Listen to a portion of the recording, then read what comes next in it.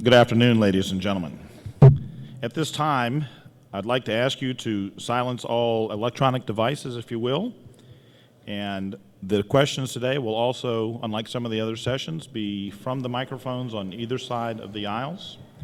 Also, at this time, I would like to bring to the stage Mr. Bill Miller of the U.S. Naval Institute, who will introduce our panel moderator. Bill? Good afternoon, everyone. Thank you so much for coming. We appreciate the fact that you're here. And I'd like to also welcome our esteemed panel, guided today by Dr. John A. Naval, Lieutenant Colonel, U.S. Army, retired, non-resident senior fellow at the Center for a New American Security and Minerva Research Fellow, U.S. Naval Academy. A distinguished graduate of the United States Military Academy class of 1988, who served as an armor officer in the U.S. Army for 20 years, Dr. Naval led a tank platoon in Operation Desert Storm and served as operations officer of a tank battalion task force in Operation Iraqi Freedom, earning the Combat Action Badge and the Bronze Star. He also taught national security studies at West Point's Department of Social Sciences and in Georgetown University's Security Studies program. He earned his Master of Military Arts and Sciences degree from the U.S. Army Command and General Staff College and his doctorate from Oxford University as a Rhodes Scholar.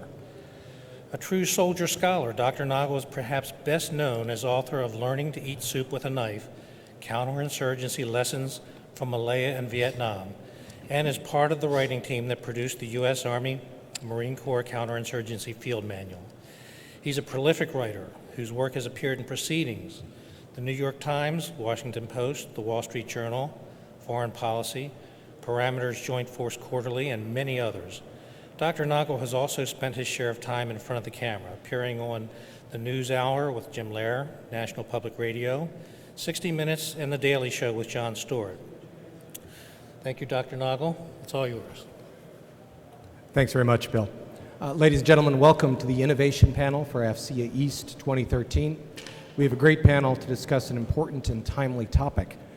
How should we think about building the capabilities we need to operate in the future threat environment, given the constrained resource environment we find ourselves in today? And as we were preparing to get started, the panel discussed whether it was Niels Bohr or Winston Churchill who said, "Gentlemen, we've run out of money. It's time to start thinking." As all of you know, we've been a nation and a Department of Defense at war for the past decade, but most of our efforts have been in permissive environments for the Naval and Air Forces, if not for the Army and Marines. As we draw down in Afghanistan, we can begin to look up from the grinding difficulty of counterinsurgency and counterterrorism efforts, which will certainly continue for decades to come. But we also face new challenges, pressing cyber threats in a changed environment in Asia, where a rising China possesses powerful anti-access and area denial capabilities. How can we retain the hard-learned and mostly, sadly, relearned lessons of Iraq and Afghanistan while building the capabilities we need to encourage the peaceful growth of Chinese power in East Asia, all in the face of what are likely to be, at the very best, flat defense budgets? We're going to have to be able to walk and chew gum at the same time. Bill mentioned that I'm currently hanging my hat at the U.S. Naval Academy, which has been a pretty tough place to be an Army guy for the last few years. My office was saran-wrapped before the last Army-Navy game, and I actually felt pretty glad that it was just the office and not me. We'll get them this year. As a result, I brought reinforcements. There are 2 Army officers with me on the panel, Lieutenant General Dave Perkins of the Combined Arms Center at Leavenworth, and Major General Brian Watson, Deputy Director of J7 on the Joint Staff. So Brian is actually wearing a purple hat today. But it takes all 3 of us to counterbalance Vice Admiral Kurt Todd, the Director of Operations on the Joint Staff, who is unbelievably happy to be out of the building and seeing the sun and the ocean today, as you can imagine. And best of all, my old friend, retired Air Force Lieutenant General Chris Miller, former Chief of Strategic Plans and Programs for the Air Force. I've asked Chris to get us started with a short 5-minute talk. We'll march through the speakers in order and then open it up to questions, and we look forward to that part of the discussion very much. Chris. Thanks, John. Good afternoon, ladies and gentlemen. The title of this panel, Incremental Change or Radical Change, doesn't really say whether the change involved is in the environment or in our response to it, and I would argue that the environment we're dealing with is rapidly changing and our response has to be similarly rapid. I'll give a little bit of credit to John, who rightly compared counterinsurgency ops in a previous life to eating soup with a knife, messy and very slow. And I would contend that if we adapt particularly our air and naval forces, but really our entire joint force, to deal with the kinds of threats that we as a nation are dealing with in the future, we'll be in the position of trying to drive screws with a hammer. It works pretty well when you're dealing with balsa wood, does not work real well when you're talking about hardwood. But having just left a job that involved resources and changing in resources, I also want to spend just a couple of minutes talking about why change is difficult if it's anything other than incremental. One is simply the complexity of challenge that we deal with. Most of us up here on the panel grew up in a world where you talked about a spectrum of conflict that was fairly continuous. It went lethality low to high, the size of the actors involved, small to large. The danger to the U.S. and our national security was sort of low to high. The probability of bad things happening was high to low. And now I would argue we have a threat spectrum that's discontinuous, with weapons of mass destruction that could be used by actors across the spectrum. The middle of the spectrum, a little less clear than it used to be, is an area where the joint force can operate freely, and the threats are coming from a greater variety of directions. And the seams within our own joint force and within our own national security complex are more important than they used to be. Cyber is one area where that's very clear, and I'm going to talk about that for a couple of minutes, in a couple of minutes. But the net result of that complexity is that when the challenges are complex, the answers aren't simple, and when the answers aren't simple, the tendency is not to change rapidly in any particular direction. We also have 10 years of creating actually 20 years or more of creating some very, very significant expectations in our partners and in our population. We've been able to guarantee precision and a high level of control over casualties and collateral damage. Our relative power has generated some expectations for the pace of tactical success and the predictability of outcomes. So, for example, when we can deliver close air support as an air force, all services in Afghanistan faster than some municipal police departments can respond to service in a corner of their jurisdiction, that generates an expectation both among our own service members and in our populations, and we can't expect that to persist in a non-permissive environment. And we have had the luxury of our geography as the United States for a long time that has made us think of our military as an OCONUS force and our security law enforcement folks as the INCONUS force. And I would argue, particularly after having been at NORTHCOM for a couple of years, that the line between Homeland Defense and what we have done for years as a military is getting fuzzier and fuzzier. We have lots of voices and variables in our political process, and if you look at the Air Force's FY13 budget, we did our best to align to the Secretary of Defense's strategic guidance, actually to the President's strategic guidance, and Congress handed that back to us. And so as a result, many things that aren't absolutely clear are difficult to implement just from a political standpoint. And finally, we have to admit that nothing makes it harder to change than success, and we have habits that we have built over the last decades. Our young folks, like the junior officer panel that was here not too long ago, are used to an environment where they have data, they have clear direction. Sometimes they don't want that clear direction, but they can get after it and do great things. And we have heritage that shapes how we think about our force. It shapes how we respond to changes in the force structure and in the habits of doing business. So those things make it harder to change, and yet I would argue we really do have to think hard about rapid change. And for the Air Force, which I'm most familiar with, some of the axes on which we have to make those decisions and shift those priorities are in the manned and unmanned systems world, in the long and short-range systems balance, in the conventional versus low observable systems balance, in whether we try to create effects kinetically or non-kinetically, in how much of our resource we expend on an offensive capability and how much we have to expend to defend our capabilities. And that, I would argue, is one of those things that's changing most rapidly. And finally, whether we try to create a particular effect in the cyber domain, the air domain, or the space domain. And if you look at how we have done for years in the space domain, we have had fairly unfettered access and great results. That may be changing just as the air domain has become more contested over time. I'm going to spend a couple minutes talking about unmanned aerial vehicles. They're far from new. You could argue we've had them since, they've been out there since the V-1. Cruise missiles are unmanned aerial vehicles. The X-47 that the Navy flew off a carrier yesterday is a tremendous accomplishment and has great potential. But as a cautionary note, the first manned carrier takeoff was about 100 years ago. The progress of that new platform is likely to be very much faster, but what really matters is, can a platform, regardless of whether it takes off from land or sea, accomplish the mission effectively? And I would argue that that is the standard. That is actually the radical change that we need to have as a defense establishment in how we think about unmanned platforms. Not do we use them differently, but do we judge them the same way we judge platforms we've used for years? The Air Force has been flying unmanned vehicles in space for 50 years. They're expensive, they're highly reliable.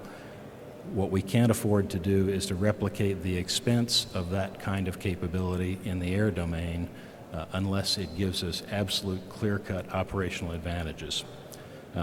There, the balance is, if we remotely operate vehicles, for example, the Predators and Reapers that have gotten such headlines in the last 10 years, those are not cheap in terms of the people it requires to operate them. In a non-permissive environment, they would not be cheap by any stretch of the imagination to retain the reliability we've come to expect against an adversary who's trying to take away the comm links.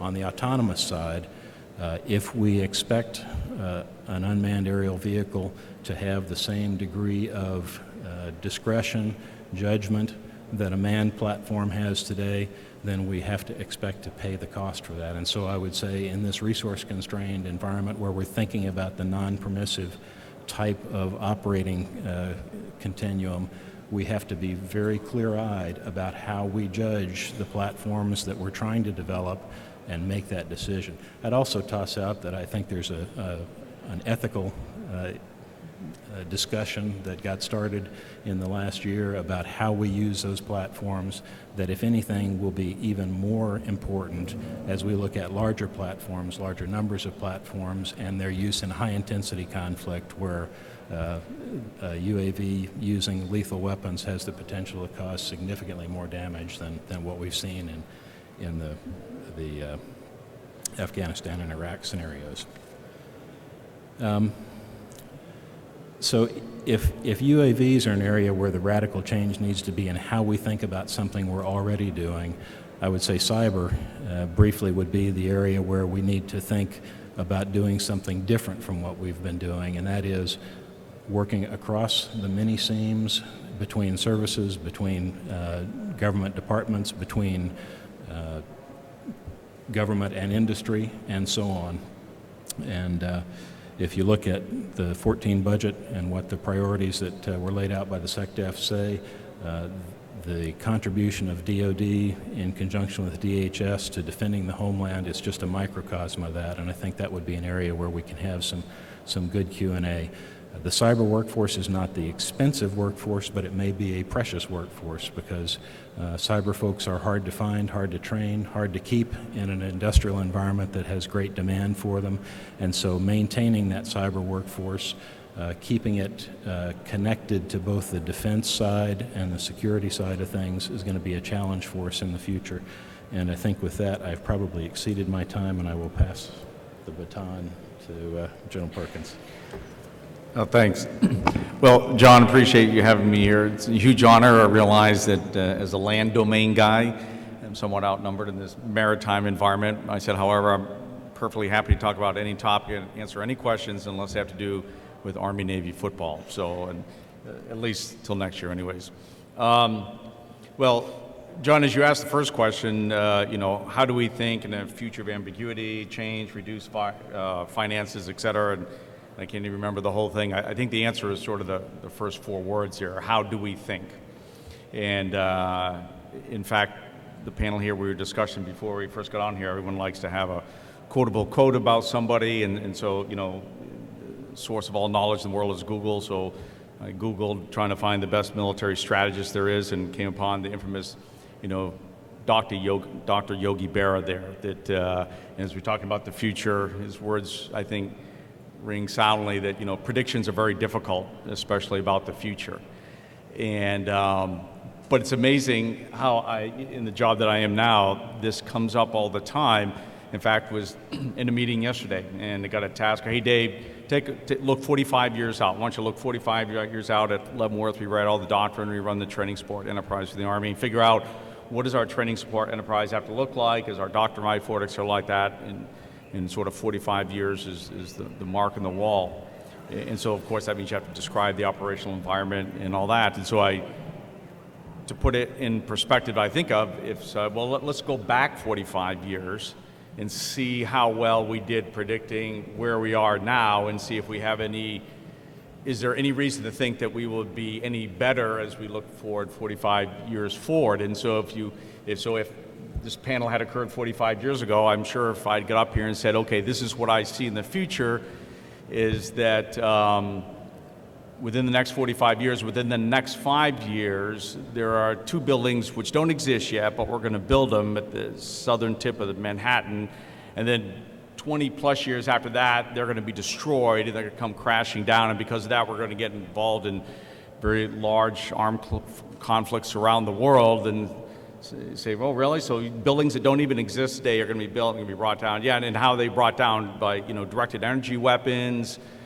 mass bombers or something? No, a couple guys with box cutters will be pretty much responsible for bringing these down. Or going, that's not going to happen right away. This technology will take another 20 or 30 years to develop these box cutters. And then, well, what was the C2 structure for this? I'm sure satellite-based. No, it's a guy in a cave in Afghanistan. Okay, so a guy in a cave in Afghanistan directed guys with box cutters, brought down these two buildings. We're now engaged in a very large combat where, well, what did you do about it? We invaded Iraq. Okay, so if I had laid that out 45 years ago, that was the future, I'm sure I would be accused of, taking advantage of the happy hour a little too early before the panel.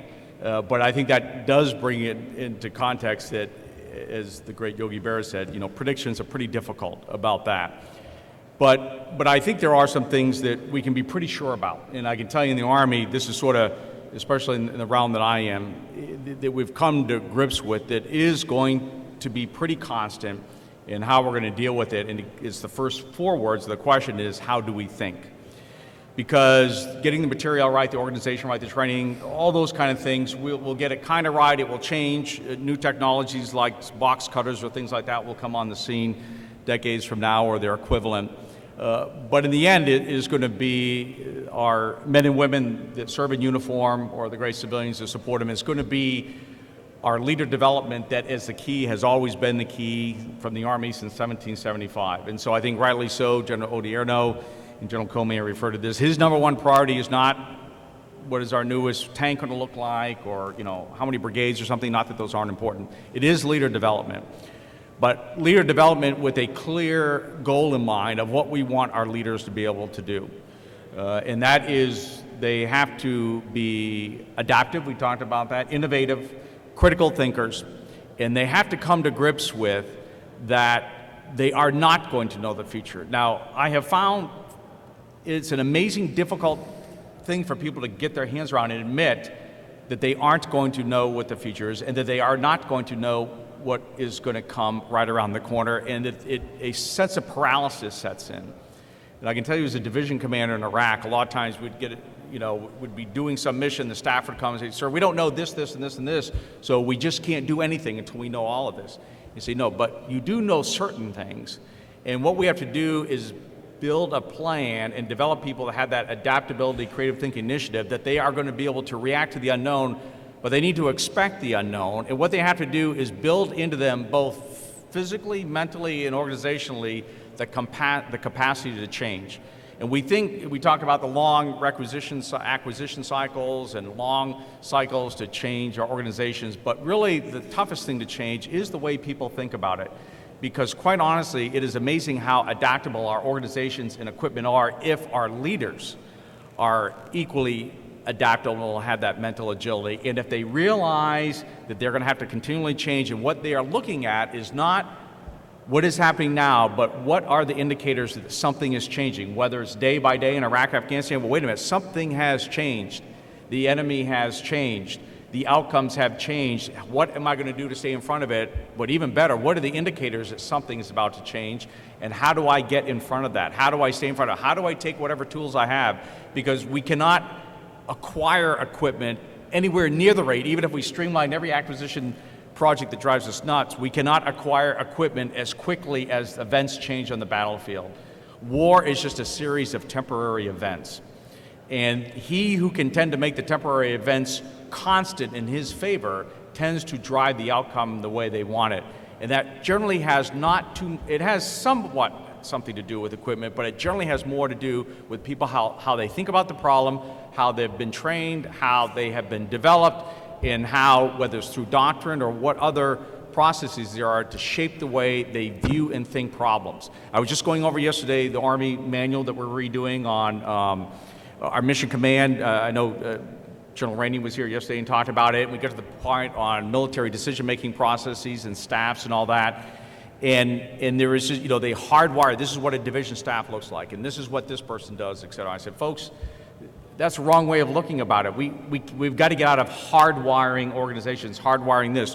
What are the capabilities we have, and what is the capacity to continually task organize that staff, to change it, to refocus it, and then what capabilities do you need to build into the people? How do you have to develop people to look at problems like that? Because the rate of change is only going to increase and increase and increase, and we can't buy new tanks and new planes and new aircraft carriers every time something changes out there. We have to take so the one thing that we can change very quickly, quite honestly, is how people respond to it. So I can tell you from an Army point of view, that is where we are putting our effort. And quite honestly, from a fiscal point of view, many times that is much less expensive than a material approach to it, but it's not cheap because it takes a lot of commitment of will and time, which sometimes is more difficult to come up with money, even in sort of these eras of reduced, fiscal capability. So how we are looking at, I can tell you especially from Combined Arms Center point of view, on how we are going to deal with the future, it is how are we going to develop leaders and how are we going to build into them that ability to be able to notice when change happens, quickly adapt themselves, adapt their organization, and adapt their materiel to the task at hand. And I think very illustrative, you look at Unified Land Operations, our new capstone warfighting document, the first sentence really defines how what the Army is for, and that is to seize, retain, and exploit the initiative to maintain a position of relative advantage. Doesn't say seize the high ground, doesn't say capture the bridge crossing, whatever. Seize, retain, and exploit the initiative to gain a position of relative advantage, not absolute advantage, relative, because as we said, war is a series of temporary events. So we put the word relative in there because we're saying it always is changing. So what's a position of advantage today could be a position of disadvantage tomorrow if your enemy acquires new weapons, if they acquire new tactics, et cetera, like that. And you need to be thinking this three-dimensional sort of domain that you always have to be staying one step in front of them, and that wherever you are, it's a temporary position, and you've got to figure out how you can sort of make it permanent in your favor. So with that, I'll pass it on here to our next speaker. All right, John, thanks very much for the opportunity to spend a little bit of time with you all. You look at the uniforms up here and you probably think, okay, they got a couple Army guys, an Air Force guy, and they got the Navy guy, and in a group that nominally is to talk about operating in a non-permissive environment, you're thinking, okay, so they invited the Navy guy to come up here and talk about anti-access aerial denial and air-sea battle and all of those sorts of technical ideas. That's not exactly the case. Typically what happens in conferences like this, particularly when you're looking at the future, talking about the future, there tends to be a fair bit of gloom and doom and dour predictions about the future prospects under very difficult financial circumstances. But what they looked for is they said, okay, we got to bring in somebody who's instead of a glasses half empty guy, a glasses half full kind of guy. And if you think about it, nobody could be the J3 on the Joint Staff unless he was a congenital optimist. So that's my role here, is to try and give us a little bit of an opportunity to think, okay, it may not be that bad, and it's not necessarily new things that we will require. A couple of observations first. On the concept of austerity, I just point out austerity is relative. Our allies and our partners will still, to varying degrees, continue to rely on us. So how austere really is our era? Total U.S. expenditures for defense still significantly overmatch other nations. So any austerity on our part will likely be viewed as prosperity by many of our partners. How radical can change be? Well, even if a new concept is radical, just the .mil.pf aspects can only move so fast. So absent any external driver, some acute or immediate risk to national security, we have to accept that a certain limitation on to the possible speed of change. Now, granted, niche aspects can be had by potential adversaries off the shelf, but even then we should probably question whether that leaves us vulnerable to an overwhelming or a rapid shift. Now, not to encourage any complacency, and while we must continue to leverage and to fully incorporate the strengths of our partners and allies, my view is that we will still remain at the forefront of technical and tactical innovations in warfighting. So, as we look ahead, what capabilities will we need to operate? Well, from an operator's perspective, it's sometimes less about the actual hardware and the capabilities, and more a question of the mindset that we need in order to succeed. So what I'd like to do today is just spend a few minutes sketching out what I think that mindset is, and to hopefully spur further discussion along these lines. Now, the first mindset attribute that I would offer is risk tolerance. I believe a fundamental capability that we need in a non-permissive environment is the ability and the willingness to accept calculated risk at the tactical and at the strategic levels. We'll need to be willing to accept the risk to place forces in harm's way. We'll need to give subordinate commanders, from 4 stars to silver bars, enough freedom of action to accomplish their military tasks. It's that mindset, whether the physical courage of the individual service member or the moral courage of the senior leader, which we must continue to embrace. And I'll talk about that courage in a little bit. A willingness to accept appropriate risk, though, coupled with a well-trained, a properly equipped, and a competently led force will ultimately allow us to achieve our nation's objectives, regardless of the environment that we find ourselves in. Okay, that second mindset attribute that I'd like to talk about is courage. Now, this AFCEA and the United States Naval Institute may be an unusual forum to talk about courage. That may be an old-fashioned idea. But I think to prevail in a future non-permissive environment, I believe we need to foster courage.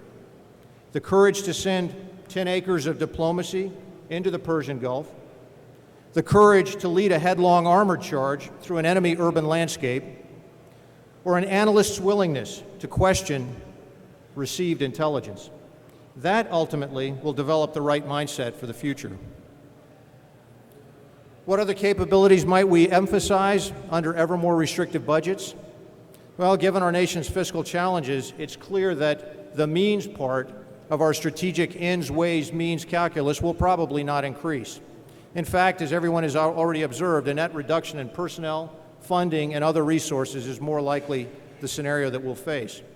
That said, what can our joint force do to maximize our current set of capabilities in order to prevail in a complex and ambiguous environment rife with anti-excess and area denial pitfalls? Well, the third and last mindset that I would like to talk about is interdependence. Increasing joint interdependence becomes more than a bumper sticker. In this era of declining resources, it has to be an imperative. To its detractors, joint interdependence smacks of arbitrary force reductions, a meat axe that cleaves away at services' muscles and sinews along with the fat. Done correctly, however, it allows the joint force to generate greater synergy and a synchronization while cutting costs and overhead. And this interdependence goes beyond the joint force. It also must encompass our coalition partners and allies and a willingness to work more closely together with our partners and allies. Reemphasizing the role of the coalition and the unique capabilities of partners is yet another way that we get the most bang out of our joint force buck. From Yorktown to Desert Storm, our history has shown that we are most successful when operating amongst a group of like-minded and comparably equipped allies. Along with adding a greater degree of legitimacy to our common cause, effective coalitions allow the United States to achieve economies of force at the strategic, operational, and at the tactical level. Overcoming the challenges while embracing the opportunities of working with coalition partners requires us to foster a teammate-focused mindset and, perhaps, a pretty healthy dose of humility. So these are three key mindset attributes that I believe we must foster if we're going to operate successfully in a non-permissive environment: risk tolerance, courage, and interdependence. These attributes do not depend on resources or advanced technology, but they depend on a willingness to embrace a mindset. As we look to the future, we may need to depend more on our innate ability to adapt our mindset to deal with these challenges if we're going to succeed in the world that we face. So with that, I'll pass it on to my counterpart, and I look forward to some more discussion. Thank you. Sure, thanks. I'm Brian Watson. I'm the Vice Director at the J7 down here in Suffolk, and this is an honor to be here, and it's very liberating because at once I can speak and I don't have to build consensus among the other services, so it's actually pretty good. You know, I think this is a great topic on how we're going to have innovation in a period of austerity, because that's almost the conundrum that we're in with the security environment. You know, there are a number of paradigms, because there is a G in paradigm. There's a number of paradigms that are getting shattered out there, just to list a few. We say it's going to be a less violent world, and yet there is a potential for greater danger than we've ever seen before. So how do you rectify that? And as you think about what do you need to do, how do you want to think differently? Today we have greater situation awareness across the globe. We have greater visibility of events as they unfold. But at the same time, that causes us to be hypersensitive to everything that goes on in the world. And with that hypersensitivity, at least a want or sometimes a cry for a leader in the nation, a leading nation, to take action. We're more connected. There was at one time a theory that globalization was going to usher in this period of peace because we were going to be so globally interconnected that we would not be able to do anything without hurting each other. This idea that if our economies were so intertwined that we wouldn't be able to have any foes. But the reality is that we become so interconnected that it's a complex world. And second and third order effects are as strategically important as the primary. And then there's the other thing, I call them amplifiers and accelerants. This connection that we have with one another through things like the internet, through our economies, has in fact caused us to be so interconnected that we experience wild mood swings. An event can take place in an area which 10 years ago would never have even been a blip on the radar, and now it incites a world reaction. And then the final part is humans are in charge, and we are the most unpredictable animal on the planet. And it doesn't matter whether you're talking about the unpredictability of a soldier, a sailor, an airman, marine, who will use that innovation to get the job done, or a world leader. We're very, very unpredictable. And so that all those things, those paradigms are being shattered, and then this human connectedness, at the end of the day, the unpredictability really causes an interesting security environment. So I think General Perkins is exactly right. It's about how we think and how do we need to think differently. I think that's really where the innovation has got to get sparked. And I would suggest there are a couple areas from a joint perspective. First, this idea of cross-domain synergy. We have divided ourselves up into thinking about the world in domains. We're finding now that we have to have a cross-domain synergy, the ability to leverage all domains at the pointy end of the spear in ways that we never did before. Underlying this, if I just take an example, a squad leader today can leverage air power and bring a missile. A squad leader on the ground, on his command, can bring a missile into a target. We never would have allowed that as I grew up in my career. But we have done that. And so now how do you do that with the most exciting new domain, which is cyber, which is changing at a rate because it is man-made, changing at a rate that is just profound. Now, what is it that really allows that squad leader to leverage the air power at the pointy end of the spear? It's trust. It's trust in his training, it's trust in that pilot, it's trust in the standard procedures. They've been there, they've been allowed to hone that skill over time. We have to get that same level of trust as we leverage all the domains together. And how do you do that? I think a lot of that's through training.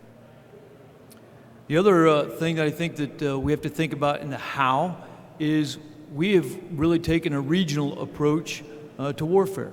We have geographic combatant commands. We've organized ourselves that way. But what we find in a global world in which you can have flashpoints in one region that cause flashpoints in another is that you now have to take a globally integrated approach to operations.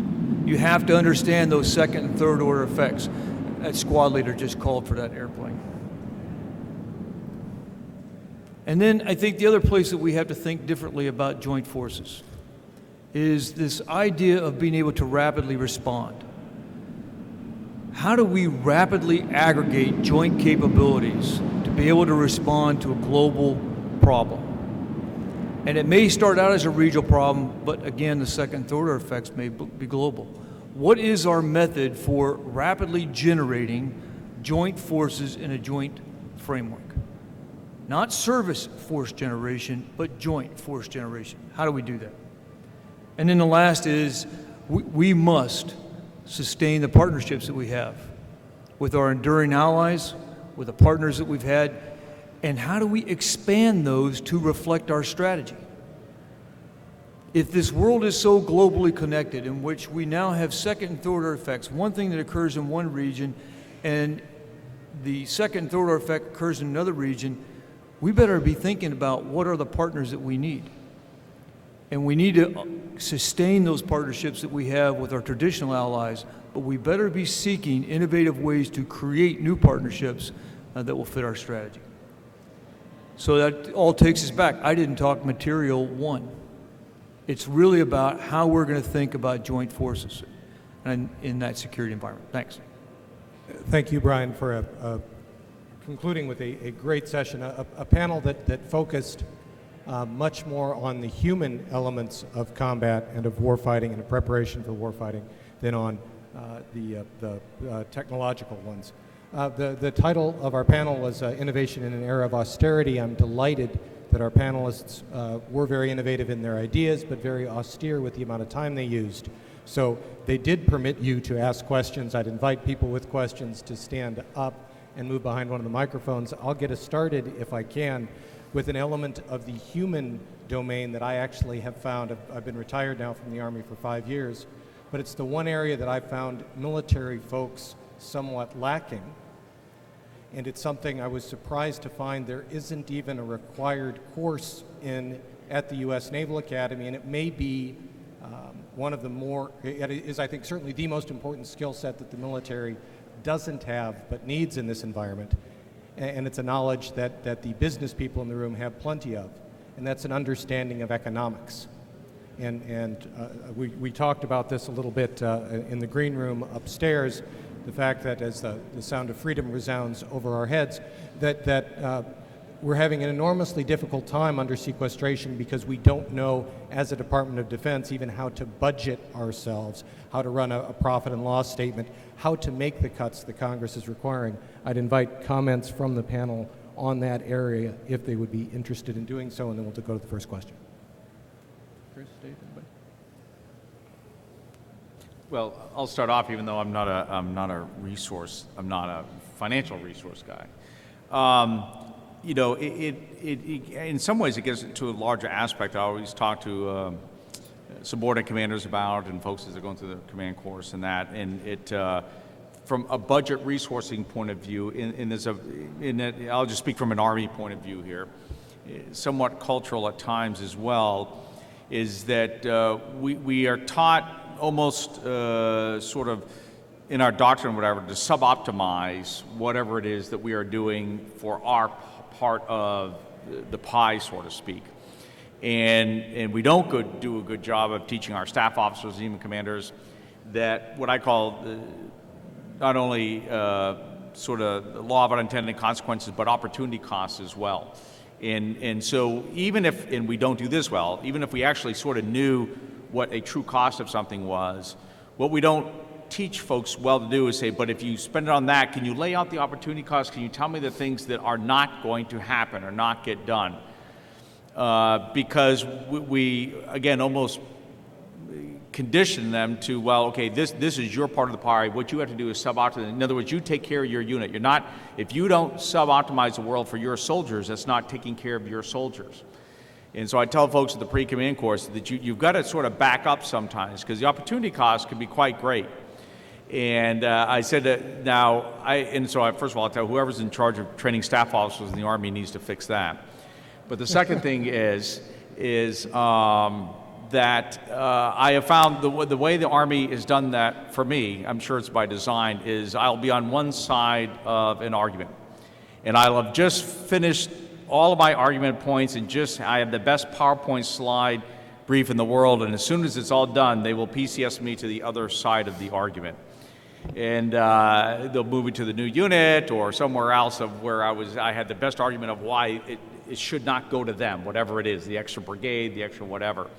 And so I try to, when I tell folks, I say, look, you've got to back up sometimes, and you've got to learn to put this in perspective, understand opportunity costs and the law of unintended consequences, because as I remind them, the law of unintended consequences is just as powerful as the law of gravity. It just takes a little bit longer for it to kick in, that's all. But it is going to kick in, and it will win.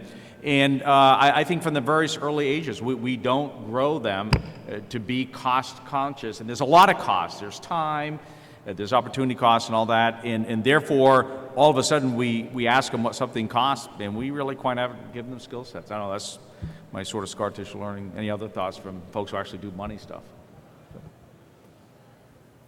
I think rather than talking about it in terms of money, one of the things, if we weren't before, we are certainly going to very quickly become proficient at understanding the law of supply and demand.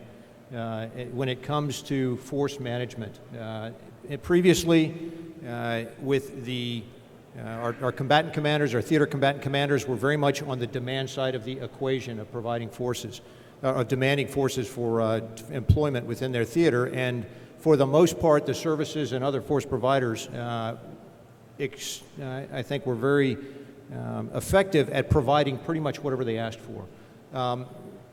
Interestingly, as economists will prove, if demand continues to be met, demand only goes up. There is no break on it. We're in a different world today, and that is a world that is very much a supply-based world. And so now, rather than saying, I need the following types of forces in my theater to achieve the following strategic effects or to accomplish the strategic end states that I have been assigned as a matter of national policy, now the force providers are saying, this is what I can provide. This is the quantity that's available, and it's up to you at the national level to allocate those scarce resources as best you can. So you're right, we may not be very good at balancing our checkbook, but at the strategic force management level, we're going to get pretty proficient at trying to squeeze the last possible ounce of strategic effect out of very limited supply of resources. Chris, go ahead. Just one very brief pedestrian thing to add. As a recovering programmer, you might think that I would have preferred we keep the system the way it's been, but I think what a couple of secretaries of defense have now tried to do to help push the department toward audit readiness is very, very useful, and it gets at this whole issue, because you can't figure out how much more gas it's going to take you to get to a destination until you know how much you have.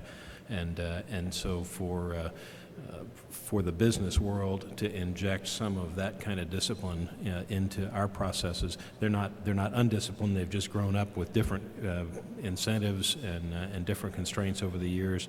I think that will help us in the future in ways that we can't even figure out yet. Lieutenant, please. My question, has to do with thinking about jointness and innovation. First of all, I want to thank you for focusing on the human element towards innovation, not sort of technical.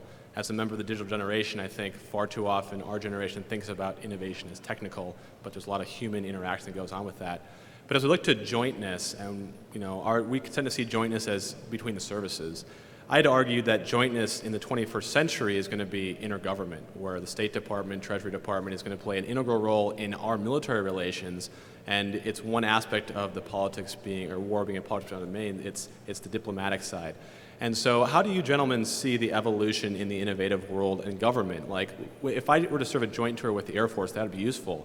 But maybe it's more useful for me to serve a tour with the State Department, for me to serve in an embassy in a diplomatic role, or even in an innovative company that's pushing the envelope either tech or policy-wise.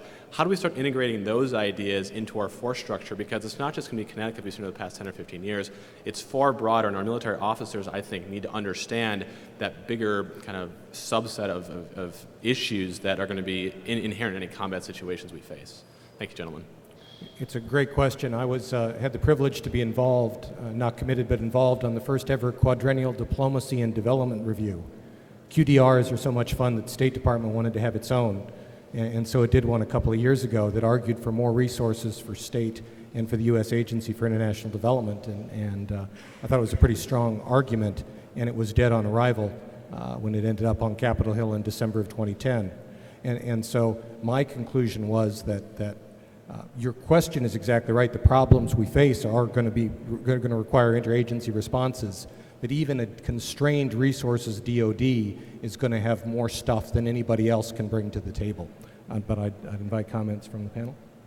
Yeah, that's actually a great point. As I said, one of the things that we do out of Leavenworth is we are a leader development proponent for the Army, and we're about to put out a leader development strategy, and that single point there is one of the big, I'd say, sort of new divergences from it, coming to grips with really what kind of world we're going to face in the future.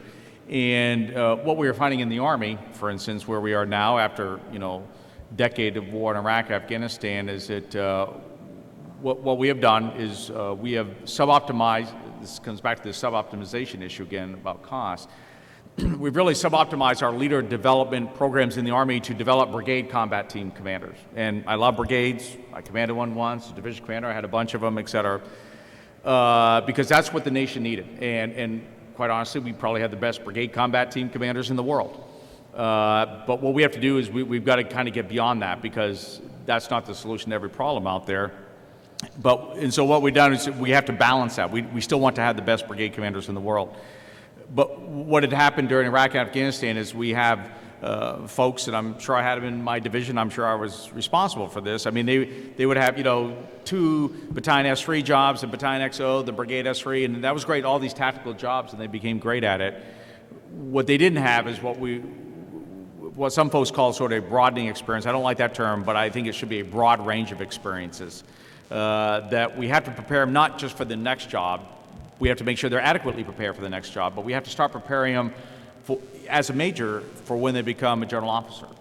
And they have to have this broad range of experiences. So what we are saying is we are now re-looking, and what we are going to do, and this would have been sort of heresy before, is we are capping the max amount of time they can have what we call a key developmental job and a tactical experience. And we say we, the Army, are going to forcibly take them out of those tactical jobs. And while it'd be great, quite honestly, as you said, the issue isn't working with the great sailors, airmen, Marines, all that. We kind of know how to do that. It is to put them in these other places, whether it's interagency places, whether it's think tanks, going to graduate school, things like actually get them away from working people that wear clothes or something similar to this, send them abroad, things like that, so they get different ways of viewing the problem, number one. But also, number two, quite honestly, there's a little bit of proselytizing that goes with this, because what we find, as we said in the military folks to these other non-military institutions, is they bring a certain way of thinking and planning and organization with them that these organizations find useful as well, too. And so it is kind of a win-win situation. And so left to its own devices, we tend to sub-optimize wherever we are. So if you're a tactical commander, you're going to sub-optimize developing your subordinates to be the best tactical person they can. So we've had to take this out and bring it up to the Army level, say, well, we are going to pull those people out to give them a broad range of experiences, not leave it up to the brigade commander to decide what's going to happen in the major, but we're going to make it a matter of strategy for leader development. Because if we don't, what will happen is they won't have that ability to innovate and adapt that we want them to have to deal with the box cutters of 45 years from now. You know, I'm a knuckle-dragging ship driver, but when I found myself in my first interagency assignment, and I'm not up here to shill for Dr. Nagel, but first thing I did was read his book, because I found out if I'm working in the interagency, the most important thing that you can do is learn how to go in, sit down, drink tea with the local tribal elders, understand what they're thinking, earn their trust and confidence so that you can suborn them from within. And so if you're going to be able to operate in that environment, a lot of the military skills that you can learn will be very effective. You just got to understand they are a different tribe. You got to understand how to work with them. That local tribal elder may be the chief of mission at a country that you have to go in and work in, that you have to achieve certain strategic effects for your combatant commander, but that chief of mission owns that country and all the U.S. Activities in there. So you can butt heads, or you can figure out how to work together constructively. But it's things that a lot of, everything I needed to know, I learned in the sandbox. There's a lot of things that the military will teach you that will make you a very effective interagency partner. First of all, we did a study called The Decade of War in which we looked at this, and this is one of the trends that came out is that both in Afghanistan and Iraq, that you must have these mission partners, interagency, non-governmental, in order to do your business. Now you talk about innovation. They don't have the capacity to participate everywhere. We want them to all come to training exercise, because I think it's vitally important that as we've come out of 10, almost 12 now years of war, that we sustain these partnerships. Today, we've got young leaders who are very comfortable talking to PRTs, very comfortable interacting with folks from the State Department, very comfortable talking about ministerial sort of issues that we have got to figure out how we sustain that. And so the medium that we want to do that is not only through leader development, but also through training and exercises. But here's the problem. We overwhelm them. They cannot participate in every training exercise that we have. They can't be all the places that we want. So now we've got to have some disciplined thought about where we want them to participate and in what capacity. Because if you say, look, I'm going to run a 3-week exercise, so I want you to come in, and oh, by the way, that 3-week exercise, because we will plan things to ad nauseum. There are 6 planning events for that one training exercise. We'd like you to be at each one of them. We can't do that to them. So part of understanding their culture and what they have on their own plate is making sure that we find the sweet spot. How do we want them to participate? Where do we want them to participate? And make sure that when they come there, that it is beneficial to both parties. And I think that's one of the places we've really got a lot of work to do. The second one is our own mindset, military mindset. We use PMISI and we use DIME, but we always start with the military problem and think about the integration of the other instruments of national power. It's about time we start thinking the other way around. How do we leverage the other instruments of national power and then bring in the military component? That would be some innovative thinking. Thanks. General Watson mentioned the Decade of War study that the J7 did. I can't recommend that highly enough. It's the most honest military evaluation of the National Command Authority and the U.S. military performance I have ever seen. I don't know why it didn't get the attention it deserved, but the J7 Decade of War study, I keep coming back to. Lieutenant, please. It was also written 100 years ago. Good afternoon, and excuse me. Thank you for taking your time out here and talking to us about these issues. My question is more materialistic in nature. I've had the opportunity to go to a few conferences regarding acquisitions with NAVAIR, N98, and the PMAs. And one of the things that I've seen is the rising cost of product, as well as an unwillingness to leverage commercial off-the-shelf products that are already proven, and to speak of economics, have already gone through the product life cycle and have, achieved economies of scale. Things like a moving map that have existed since, the turn of the century are still not in our cockpits, 21st century aircraft. So in that sense, is leveraging COTS a possibility to try to mitigate some of the budgetary constraints that we're going to see with sequestration into the future? Thank you. Chris Junistars?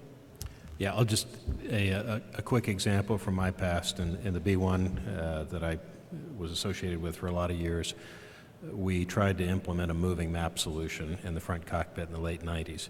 It was shot down because it didn't meet a number of requirements that had been specified by many, many levels of folks. The map that we could get at the time was judged to be too small, even though it was the same size as the map that you typically folded and put on your knee. So my short answer to you is, until we accept greater risk and let folks at the pointy end of the spear make decisions about what's good enough, then we're going to keep having the long cycle times. There's just no way around that. Zero risk equals infinite time. Gentlemen? I think, the Admiral and I were just talking about, I think 10 years of war, we've become pretty good at leveraging things off the shelf, probably better than I've ever seen before, in that we see things that we could use and then we instantly generate a JUONS and we go out and buy that thing. But you can't do that in a period of austerity, because today we've got 32 variants of MRAPs, and we did that because we leveraged everything that we possibly could off the commercial world and didn't put it through the rigorous testing. Now we've got 32 variants of MRAPs, very difficult to sustain them. We've got to figure out how we're going to use them. So I think there's a place that we have to get better at how we watch emerging technologies, see how those become into commercial off-the-shelf kinds of capabilities, and then bring those into the system that will cut our acquisition times. I'm not an acquisition guy, but it is a double-edged sword. And so I think the question you have is a good one. Now in a period of austerity, how much can you do that, which gets a little bit to the element of risk. How much risk are we willing to put in the system? I know I didn't answer your question, but those to me are the dilemmas. Is right now we have a great culture of leveraging everything that comes off the shelf. We want everything. We can't do that. Is it time to go put a little more disciplined thought on the front end to what we want to buy? But now that means you get 5-year acquisition programs. There's the issue. Sir? Good afternoon, Captain Dario Lecese, Italian Navy, working ACT, Transformation Network Branch Head. A question for the General Perkins. How do you succeed to fight the group thinking that is a typical problem of our armed forces, to have the seed of the critical thinking or lateral thinking to grow? Do you have any quick wins about that? Second thing is for Admiral Todd. I really appreciate your speech, sir. I would like to just to underline the fact that risk management, especially in procurement area or in that area, is something that is very well used already. Probably risk management also in the operative field or for the human beings would be even easily acceptable on a personal basis, but when we have to talk about responsibility of a wider number of people, of a important operation, we may need to have a risk management course also for our leaders and eventually for our leaders, because they're not going to accept any kind of risk. We live in an unflexible organization at our leaders level, so it is difficult to manage at a tactical, operational, strategical level a risk management correctly if there is not the correct mindset also at a higher level. I'll answer the first question. Yeah. So how do you build this sort of critical thinking, adaptive leader, and all that? That's actually one of the questions I get most often. I'll give my pitch on mission command and things like that, and on leader development, and most folks will say, "Okay, sir, I got it. I know what makes a good leader. Just tell me how to make a good leader." Because that now sort of because in other words, I know what all the attributes are, but just now how do you make one? Well, one of the things that I bring up to them, the Army used to have two manuals. One was on training units and one is on leader development. And it's interesting, I go around the Army because I'm the leader development guy and talk to folks. They say, "Well, sir, our leader, we don't have a very good leader development program because we're too busy training, so we don't have time to develop leaders." I say, "Well, stop. What did you just say? In other words, you're too busy training. We don't have time for a leader development program." And they view leader development as sort of, we're going to have guest speakers and we're going to watch this on YouTube and things like that. Not that this isn't a bad leader development experience for those of you who are watching on YouTube. But Shameless. yeah. Well, one thing we did, first of all, because I get tired of writing manuals, we've combined them. The Army now has one manual. It's called Training Units and Developing Leaders. It is the same manual because that's how you do it. So I tell folks, okay, so when you have a training exercise, you have individual tasks that you want to accomplish, you have collective tasks, and you need to have leader development tasks. And you need to set up the training exercise such that there's not just the one way that you do it. If you don't do it that way, you'll hear about it over and over again, the AR, which is how I grew up. But you have to have multiple, you have to design a training exercise. There are multiple ways to succeed. And in fact, build into it some abilities and opportunities for folks to take initiative, of which actually gets payoff, and if they take prudent risk, not random risk, prudent risk, then they develop it well, they pay off, which means you really have to think about how you develop a training exercise, which puts the bar pretty high. But that's how you do it. And so you asked for quick wins. When I was in Iraq as a division commander, I told folks quick wins equals short-sightedness, and usually they're not too quick, and usually it's not a good win. So I don't like that term because this stuff is not easy, but it is doable. But it takes time and investment, and what it really takes, if you want to build the adaptive leader and critical thinkers, all that, I mean, commanders have to be very involved in the training of their units. They have to be very involved in leader development. They have to spend time with folks, coach, teach, mentor, all that kind of stuff. You don't just read a book on it. I mean, you have to live it. You have to go through those exercises. And quite honestly, from a training point of view, that really, I think, is the number one thing you're trying to do, is develop leaders. Now there's individual collective tasks they have to do, but in the end, you're trying to build those leader attributes we're looking for, those critical thinkers, prudent risk takers, adaptability, innovation, et cetera, like that. That should be the primary thing you're focusing on when you develop your training exercises. So it's just a short question to really a complicated answer. Admiral on risk. I mean, it's a fascinating question. I don't think you can create an academic course that can teach someone to accept risk. I think it's the confluence of a couple of factors. It's competency, confidence in your own abilities, and then trust in the people who are executing your plan. So trust in your subordinates. It's things that we understand in the military innately. Because that's the only way we can do our jobs.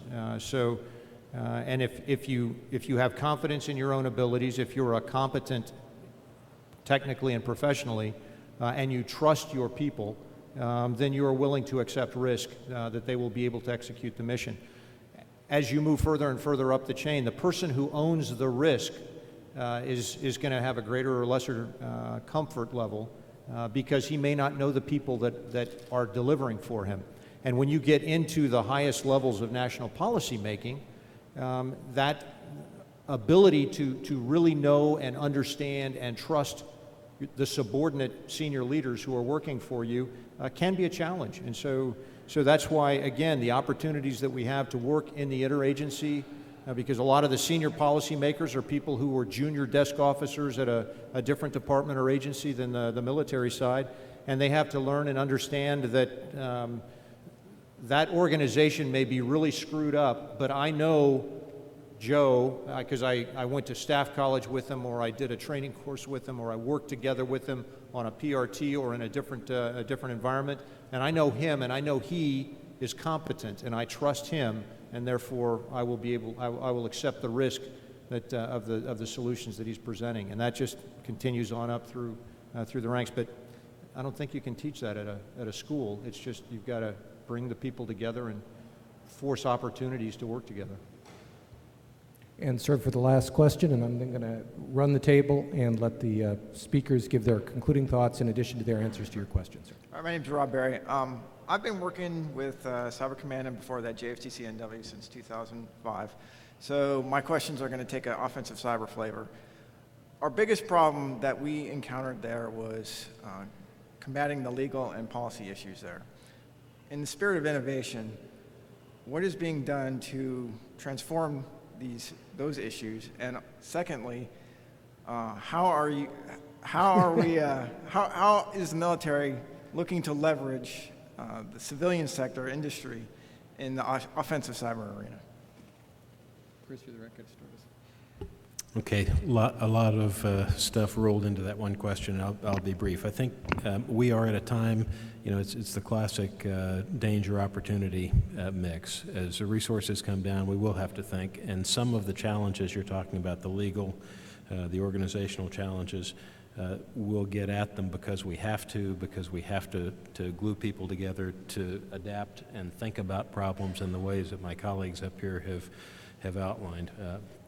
I'll just say by way of wrap-up, I think they're exactly right. It's the adaptability and the agility of individuals that is really the key to dealing with the environment we're dealing with. It will only work, however, if it is broader than the tactical level and it is extended into the organizational and the strategic levels to get at whole of government kinds of solutions, because we're facing whole of government kinds of problems over the 45 years of time horizon that General Perkins was talking about.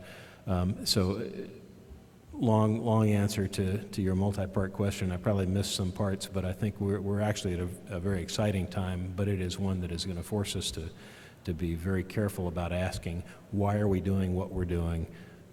Is this the best use of the resources that we have available, both human and material, and then identifying problems and finding champions, whether they're at the JO level or the GO level, to go out and take on the institutional interests that are providing inertia to keep us from adapting the way we need to.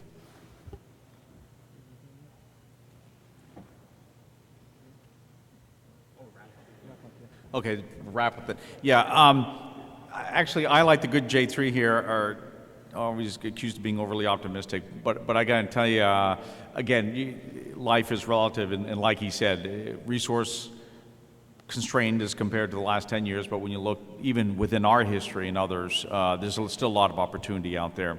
But the biggest opportunity, and I think, like the young lieutenant that stood up over here, what I'm finding is our young company grade officers, young field grade officers, I mean, they are ready for the challenge. They are ready to be empowered. They are ready to take initiative and all those things like that. I don't see them shirking back at all from that.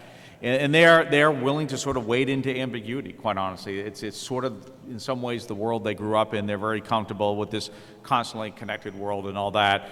And so, the next 45 years will be as unpredictable as the last 45 years. Thankfully, our nation continues to generate great Americans that want to serve their country, and I'm sure in the next 45 years they will stand up and rise to the call of duty just like the others have, and it's really us old guys up here on the table. We just got to make sure we continue to set the bar high and enable them to meet it. So a lot of work ahead, but it's I think, reassuring when you take a look at the folks we have to work with. Yeah, I'd just like to pile on. I think, any student of history will point out that the greatest innovations that we have achieved in the military sense have always come during some of our periods of greatest austerity. The comment was made earlier that about, we don't have any money, so we have to think. That ascribed to both Winston Churchill and I think Niels Bohr. I think Niels Bohr's better quotation is, if you're going to come up with a theory, if it's not simple enough to explain to a barmaid, it's probably no damn good. So as we think our way through the future and how we are going to work our way through it, let's not overcomplicate it. But I'm very optimistic, and I think that we've got some exciting days ahead. They're not going to be easy, but they will be exciting. I think austerity itself is the opportunity, and that's what we have to embrace it. And there will be parts of austerity that will be very good, and it's going to be up to leaders, both at the tactical level to the strategic level, of figuring out when is austerity bad and when is our austerity good. When is our reaction to austerity good, and when is our reaction to austerity bad? And that's really gets to, how do you think about it? And the second is that innovation is, in fact, a human endeavor. And that means that we're the ones that have to be innovative. We're the ones that have to create in our leaders a culture of innovation to allow them to contend with that austerity, to turn austerity and its opportunities to the good and mitigate the bad. And so it will be an exciting few years coming up. Thanks. Well, Admiral Tidd mentioned a bar. That may not be a particularly innovative idea at this time of the day, but it is certainly permitted. And I'd encourage all of you to head in that direction. I'd like to thank you for staying with us, and I'd very much like to thank our speakers, some of whom came from a very great distance, some of whom had to get cabinet-level officers to permit them to travel here in the austere environment we're living in, but who I think did a great job of helping us understand and prepare for the world that we're all moving into. So please join me in thanking you.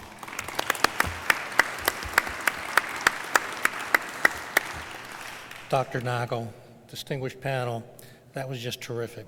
A great discussion. We appreciate it very much. On behalf of AFCEA and the U.S. Naval Institute, we want to thank you very much, thank all of you. And we have for you, as you leave, copies of the Naval Institute Press book, Next Generation Homeland Security. We hope you'll take those with you. They have an AFCEA bookmark in there as well. Thank you. Take care.